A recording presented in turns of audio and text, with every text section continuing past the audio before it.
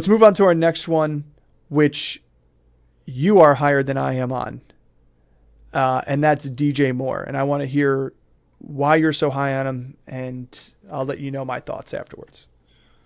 Well, I think DJ Moore, what his talent level was undervalued on what he was in Carolina. And again, based on the quarterback play that he had there during his time in Carolina, we've seen him consistently be a big play guy, come up with big 50-50 balls, go out there and I get that you brought up a stat when we talked about him earlier on his like 50-50 win rate, and it was lower than I expected, but I still think he's an elite talent there. He's going to eat receptions there, and his numbers were down from last year because Carolina just stunk at throwing the football. Mm-hmm. But he's a guy that can easily be, 1,000-yard receiver, an 8 touchdown guy, and I think he gives a legit weapon to Justin Fields. I think the evolution of these quarterbacks, and I kind of said it with all these third-year quarterbacks getting an elite weapon, and you kind of said that he's not an elite weapon, and I do think he is an elite weapon. I think he's a top 20 wide receiver in the league, which would consider an elite weapon. He's a number one receiver on most teams that are out there. And so you put an elite weapon like that with a young quarterback that Justin Fields can throw the deep ball. He had so many drop passes, and I get the overthrows that he had last year, but he's maturing as a quarterback. Jalen Hurts had overthrows. Tua had overthrow. Tua really never overthrew anyone. But Josh Allen overthrew in his first and second year, and it took those guys a couple of years to develop, especially as a throwing quarterback in the NFL. I think this is the year that we see Justin Fields make a leap as a passer, and in order for him to make the leap as a passer, it's going to be DJ Moore that's going to have to accelerate his play there. And we saw it last year with A.J. Brown in Philly. A.J. Brown had a blow-up year in Philly. Stephon Diggs, his first year in Buffalo, had a blow-up year there. Tyreek Hill last year with Tua had a blow-up year there. So I'm just going by a trend here. And I've said this too. Like I love trend. Like I love these kind of trends where you've seen like these young, really talented like throwers in college start to figure it out in the NFL, and then as they progress, they get an elite weapon on the outside. Especially a guy I would have loved if D-Hop went there instead. I was pushing for that from the second the offseason started, that I thought D-Hop would be a perfect fit in Chicago, because you give a weapon like that to a young quarterback that has some issues with accuracy, and D-Hop catches everything. And DJ Moore doesn't catch everything, but DJ Moore is going to win the contested ball. And we saw it in the preseason with the very first pass that Justin Fields has. It's a 65-yard screen to DJ Moore, and DJ Moore took it to the house. All right. Like that's the big ability that DJ Moore has. But okay. So that's where, and listen, like I know I've swayed you a little bit because you drafted him in our mock drafts 3 times. So I know I swayed you a little bit already as to see some of the value. Would I take him in the 4th round or the 3rd round? No, I wouldn't take him there. But his value and like where his ADP is, I think is perfect for where he is. And he's one of those guys that can be a top 15 receiver in the league. Well, and this is my argument to the whole thing is I think he is a mid to early 4th round ADP right now. And that's the hard part is I just don't, and he's probably more than that in PPR. I could even look that up right now. But to me, it's too much based on the same argument you're making for Mike Evans. It's like there's too many guys you like around that are proven, and you'd rather have that person than here. And DJ Moore right now is going wide receiver 20, 50th overall. So he's going right around that 4th round, 5th round. That's for PPR standard scoring. Let's see if he's going a little bit earlier. And this is on Fantasy Pros, but in most of our mock drafts, he's been going, he's going same around there. Running back, wide receiver 19. To me, here's the thing, and I'm not going to be blinded by the illusion of that one screen pass that he took to the house. Right. It's one play. I'm not going to Yeah. take a sample size like that. You have but- no idea. Like, that may have been the perfect play call against the backup defense. Like, I'm just saying, I don't know that. But when I look at the numbers amongst his past 2 seasons, he's had multiple routes versus man coverage because it's easier to cover just the only guy on the receiving team. But his win rate versus man has been like 80th last year, and I think it was like 50th the year before in the league, and according to receivers. Even though he's got a top 20 and top 15 targets against man coverage. Yeah, 38th in 2021. And then his target separation versus man is not good either. Like, to me, he doesn't have the metrics that these other wide receiver ones that these rookie quarterbacks are getting really have. Like, you're not talking about someone like Tua comes in and all of a sudden they give him, like, he did great with Waddle, but then they give him Tyreek Hill and unlocks him. Like, yeah, that's an extreme example. But you look at Joe Burrow. Like, Joe Burrow came in and he was pretty good. He had that one injury, but he's pretty good. And then all of a sudden now you give him, he already came in with Higgins and now he's got Jamar Chase. So, like, you're not, to me, DJ Moore is not the caliber receiver those guys are. And I just was watching, and I said this to you on the side, I am not convinced that 2 things. One, that the passing game is going to evolve that much in Chicago. It should be better, but I don't know what that looks like.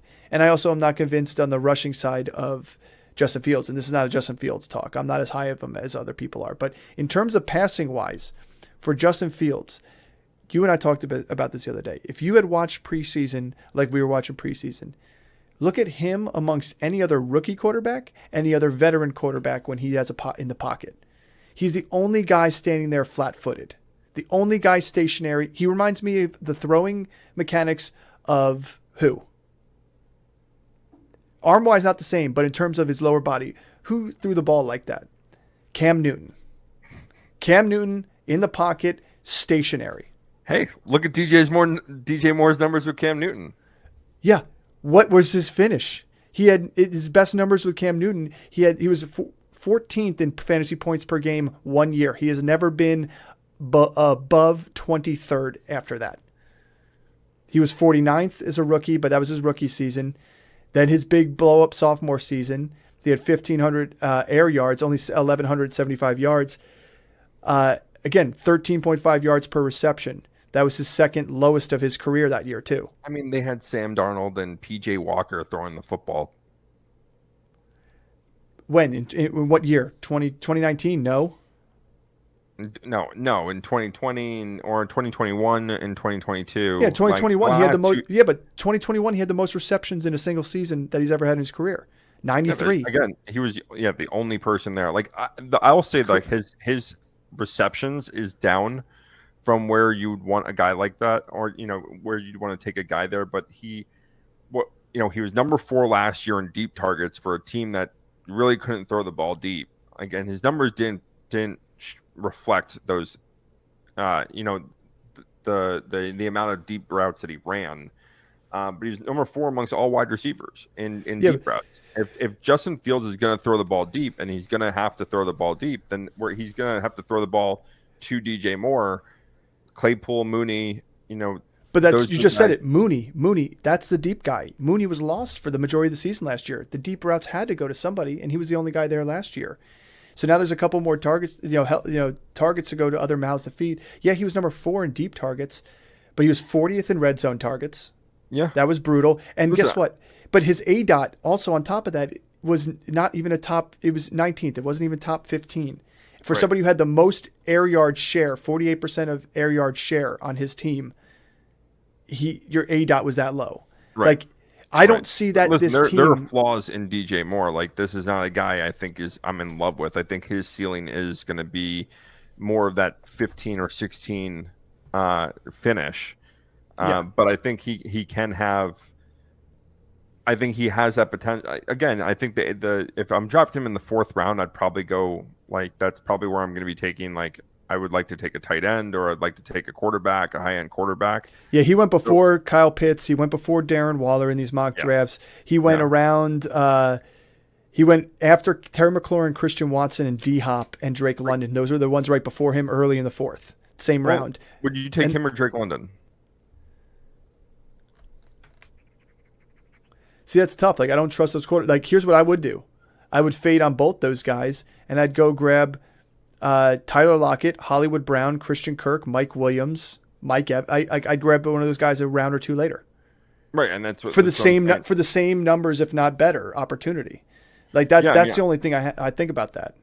If he's going to be my wide receiver 2 or my wide receiver 3, I that's why I love Lockett so much, and this is more of me loving those other guys more than it's a hate on DJ Moore. But I think I only drafted DJ Moore one time in our mock drafts, and it's because I had other guys there that I liked that I was not going to be able to get, and so I overreached on them to get him in front of DJ Moore.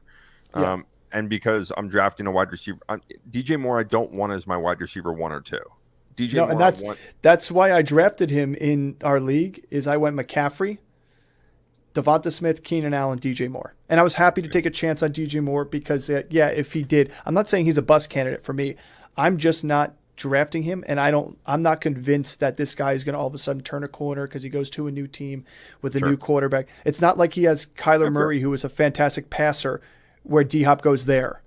And D-Hop's, so. I hear your argument. It's fair. It's a fair argument. I would agree with most of what you're saying. I'm not super, super high on DJ Moore to where I'm going to be drafting him over guys like Lockett and over guys like Cooks. I think those guys are tuned up for good years, and I can get them a couple rounds later. It's a matter of at that position, the other wide receivers that are going right around him.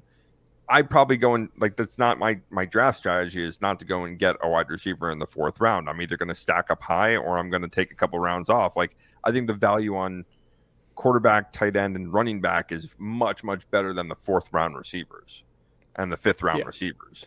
And that's what I'm saying. This is at ADP where he's going. I'm not it's the same reason why I think Debo's a bust candidate in the 3rd round wide receiver. Early 3rd round wide receiver, mid 3rd round. Like, to me, that's like he's not going to finish there. I haven't drafted Debo in any of my league. We agree on him, but we've already talked about that. Last note on DJ Moore here is we both aren't saying DJ Moore is going to be bad. I just don't think like that DJ Moore is the opportunity to finish as a top 10 wide receiver that people are blowing it up and thinking to be. I know you don't think that either, but again, to me, I just am completely staying away from him unless he is my 3rd wide receiver and because he falls down to the 5th round or something like that, and I'm stacking heavy 3 in a row. Well, here's another one. Do you take him or D-Hop? I mean, both are in questionable quarterback. Both have questionable quarterbacks. I mean, I would probably lean more towards D-Hop anyway because Tannehill has shown that he can throw for that. Well, that's what I was going to say. I was like, Tannehill has proven it to me in the past because he has had 2 seasons in a row in Miami of 4,000 yards, 3,900 yards. And then let's not forget he had 2 back-to-back seasons of 38 and 3,700 yards in 2020 and 2021. And now you give him another target. The last thing I'll say on DJ Moore is that when you have a scrambling quarterback like Fields, it's going to shift the defense, and the defense is going to get out of position. DJ Moore is great at kind of that backyard football. His play a lot reminds me, he's not as good as Steve Smith, but his play reminds me of Steve Smith. On kind of that, I'm going to go and get the ball on kind of a breakdown play, and I'm going to make something of it. I think that's a huge potential this year on if Fields can shift the defense and scare the defense into and getting out of position. That DJ Moore is great at kind of reading those routes and getting open in space. And then he can do what he can do with the ball in his hands is much better than what those other guys can do. He can break away and he can break up for the long play. So that's that's my closing comment on DJ Moore. Yeah. And I'll my last piece is a Justin Herbert stat. The guy is, in the past 2 years, he has only improved himself by 400 yards passing, and that was on Justin Fields stat. Justin Fields stat. Yeah, Justin Fields stat only. Justin Fields, sorry, yeah, Justin Fields stat here. He increased 400 yards passing in the past between 2021 and 2022, and again, that was he played 3 more games. He on top of that, attempts wise, only had about 50 more attempts on that. His completion percentage is still never been above 60 in those 2 seasons. And his yards per attempt have been no higher than 7.1 yards per attempt. Yeah, so I think, to me, those things hurt DJ Moore than they help DJ Moore. Yeah, we said this with Khalil Herbert, and it's kind of one of the reasons we like Khalil Herbert is this offense is going to have more plays. You know, they had one of the lowest plays ran in the NFL last year. So they're going to run more plays because they're going to be in more games. There's going to be less 3 and outs. They have more weapons around him. If Mooney and Claypool are able to play that number 2 and number 3 role, DJ Moore is going to open them up a lot more to make plays, and that's going to open up more chances to take those shots downfield. Yeah, I'll say Fields needs to improve on his third down conversions. He needs to be a better passer, but he also has had no weapons. So yeah, no, I don't disagree. I'm just saying, that's our piece on DJ Moore. Yeah. I just it's back to the quarterback play there. Can Fields improve that? And is DJ Moore going to be the factor that makes him improve, or is DJ Moore going to be the non-benefactor of bad quarterback play in the passing game? That's all. I just wasn't wowed by it. I'll go for that ride. Yeah, just like I'd go for Mike Evans. Yeah. I don't trust the Baker Mayfield ride. Yeah. Well, I'm not tall enough. Baker Mayfield's thrown for more passing yards and had his better completion percentage than Justin Fields has had. So, sure. Especially his rookie season,